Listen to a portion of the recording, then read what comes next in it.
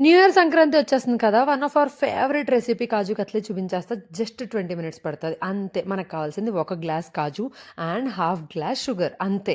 So, ఆ 1 glass కాజుని mix చేసుకోవాలి అండ్ హాఫ్ గ్లాస్ షుగర్‌కి 1 గ్లాస్ వాటర్ అయితే పోసేసుకోండి. తీగ పాకం వచ్చే వరకు వెయిట్ చేయండి. ఈ తీగ పాకం వచ్చేలోపు మనమైతే కాజు మిక్స్ చేసుకుందాం. జస్ట్ ఫైన్ పౌడర్ ఎక్కువ చేయకూడదు. ఎందుకంటే పేస్ట్ అయిపోతది. సో, అదయిపోగానే తీగ పాకం వచ్చిన తర్వాత టెస్ట్ చేసుకుందాం. తీగ పాకం వచ్చిన తర్వాత జస్ట్ ఫింగర్‌తో మీకు చూస్తే తెలిసిపోతది. లైట్ పాకం వస్తే చాలు. అదయిపోగానే మనం కాజు పౌడరేసి తిప్పుతూనే ఉండాలి. మనం తిప్పుతా ఉంటే అది చపాతీ పిండిలా దగ్గరికొచ్చేస్తదనమాట. అదొక 5 మినిట్స్ పడతది. అదయిపోయాక బటర్ పేపర్ ఉంటే బటర్ పేపర్ యూజ్ చేయండి. నా దగ్గర బటర్ పేపర్ లేదు. సో, ఇదంతా కొంచెం లైట్‌గా నెయ్యేసుకొని ఒక ప్లేట్‌లో ఏసుకున్నా. అండ్ ఇక్కడ మీకు కన్సిస్టెన్సీ ఎలా తెలుస్తదంటే ఒక కొంచెం తీసుకొని ఉండలా చేసి చూడండి. Then you are set ready. ఇప్పుడు చపాతీ లాగా చేసుకొని దాన్ని మనం డైమండ్ షేప్స్‌లో కట్ చేసుకోవడమే. చాలా ఈజీగా చాలా త్వరగా అయిపోతది. టేస్టీగా ఉంటది. ఇక్కడ మీకు కావాలంటే సిల్వర్ ఫాయిల్ కూడా ఏసుకోవచ్చు. That's it. Very easy.